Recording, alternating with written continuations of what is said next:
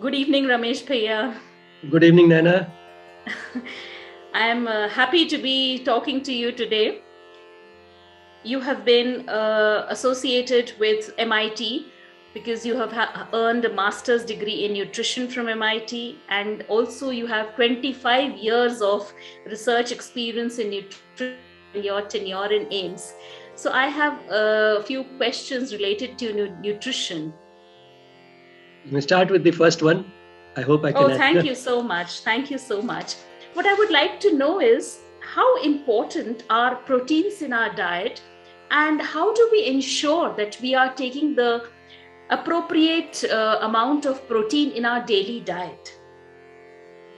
Proteins are, of course, an important and essential part of the diet, but they are a rather overrated nutrient. We need a certain amount, and just because that amount is necessary and good doesn't mean that more of it is necessary or more of it will do some good. Just because something is good, more is not necessarily better. Uh, Now, why I'm saying that is because it's not as difficult to get enough protein as it is sometimes made out. Uh, I'll try to avoid going into details of figures, mathematics and all that, because Yes. uh, that doesn't sort of go well with the general audience. But a little bit is absolutely necessary to emphasize why I'm saying what I am saying. Okay. We need about 10% of our energy intake in the form of protein. All the energy that we need, out of that, 10% should come from protein. And in a healthy vegetarian Indian diet, we have the staples are a mixture of cereals and pulses. Now, cereals have about 10% by weight of protein, and pulses have about 20%. So, if much of our energy is coming from a mixture of cereals and pulses, cereals having 10% protein and pulses having 20%, the energy that we get in that, at least 10% will come from protein, because if much of our energy is coming from a mixture of cereals and protein, cereals provide 10% of their energy in the form of protein and pulses 20%, then the mixture will have at least 10%, which means that a mixture of cereals and pulses should be able to give us as much protein as we really need, and more than that is not necessarily good. In fact, it may do us some harm. Oh, But then you may really? ask, the harm that it may do is it may at least overload the kidney, because you see, whatever protein we don't need, that will then get metabolized to urea, which in turn the kidney has to get rid of. So we'll be overloading the kidney if we take more Okay. protein than we need. And now you may ask that if cereals have 10%, then why not take only cereals? Why do we have to add pulses at all? The reason Exactly. is that uh, we need not only enough of protein, we also need good quality protein. And what protein quality means is that the constituents of these proteins, which are called amino acids, they should be in the proportion in which we need them. Now, there are about 20 amino acids, of which about 10 are essential. Essential means those which the body cannot manufacture. That is the idea of essential here. We need all 20, but 10 of these the body cannot manufacture. And therefore, these 10 must come from the diet, or rather, these 10 come only from the diet. The rest may also be there in the diet, but these 10 become more important because these can come only from the diet. We can't manufacture them ourselves in the body. Now, the not only all these amino acids should be there, they should be in the same proportion in which we need them. Because when it comes to manufacturing protein, the body is very fussy. If it is making, say, a protein chain, proteins are synthesized in the body like a chain of amino acids, stringing one amino acid after another. If the next amino acid needed is missing, the chain will stop there. Further synthesis of that chain will not continue. So, therefore, we should have not only the amino acids available, we should also have them in the same proportion in which we need them. And the proportion will be similar to what we need in those proteins which are similar to our proteins, the proteins in our body. Now, if you think about it, which proteins are likely to be more similar to the proteins that human beings have? plant proteins or animal proteins? Are we more similar to plants or are we more similar to animals? Animals, so obviously. So obviously we are more similar to animals, which means animal proteins have not only all these essential amino acids, they have these amino acids in the same proportion in which we have them in our proteins. And therefore, animal protein is of better quality than plant protein. But having said that, different plant proteins are deficient or have a flaw or a defect in different respects, which means that the essential amino acids which are present in the least amount among the essential amino acids, the one which is present in the least amount as compared to what we need is called the limiting amino acid. So the limiting amino acid of cereals is not the same as the limiting amino acid of pulses. The amino acid that is deficient in cereals is lysine. The one in pulses is methionine. So that's what makes both these proteins poor quality proteins. But if you have a mixture of cereals and pulses, the lysine deficiency of cereals will be made up by the pulses, and the methionine deficiency of pulses will be made up by cereals. You might, I don't know whether you remember, once upon a time, we had a bread which had been enriched with lysine. And that had been enriched with lysine because cereals are deficient in lysine. But another way of making up that deficiency is not having enriched bread, but having pulses along with it, because pulses are not deficient in lysine, pulses are deficient in methionine. So the cereals will make up for the deficiency in pulses and the pulses will make up for the deficiency in cereals. So the two together make a good quality protein. So if we take a mixture of cereals and pulses, we'll not only get enough protein, we'll also get protein of good quality. So we don't need pulses because we need additional protein.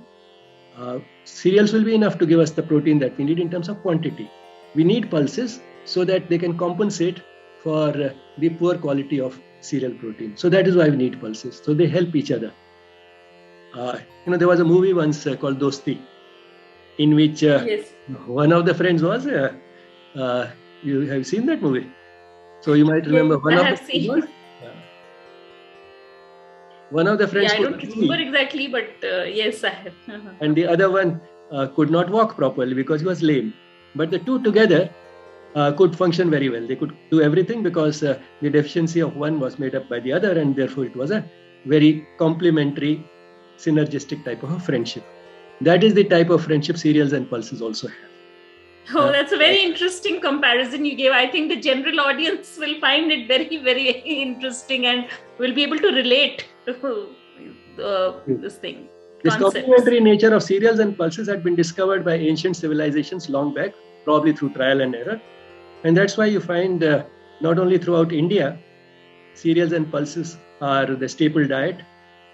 Maybe in the north, more of wheat and some other millets with a few dals like moong dal, etc. And in the south, it is more of rice and arhar ki dal or sambar dal.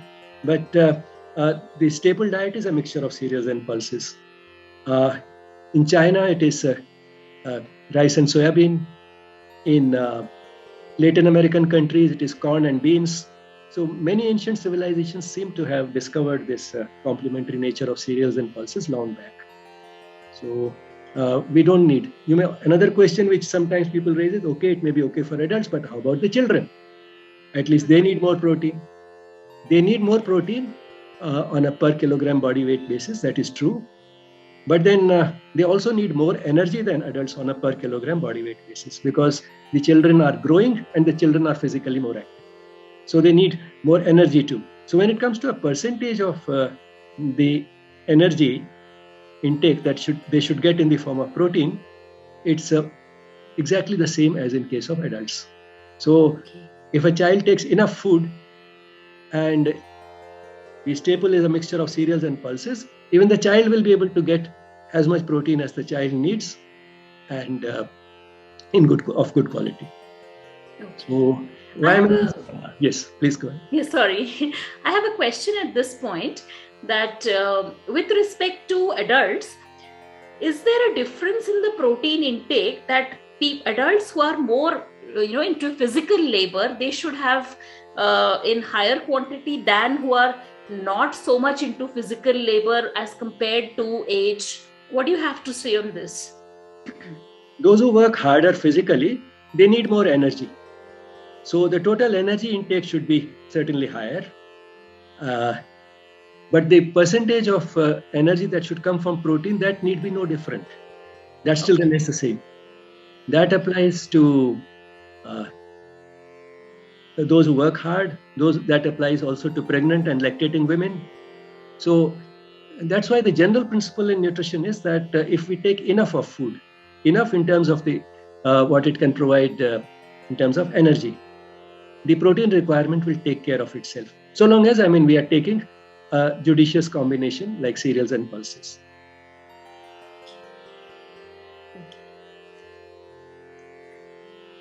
So I have another question.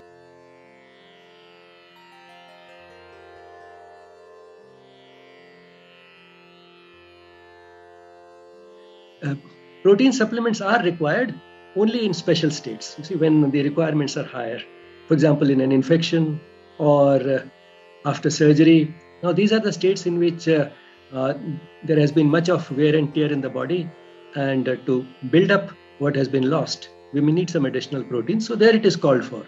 But for healthy people, ordinarily, we do not need any exotic source of protein.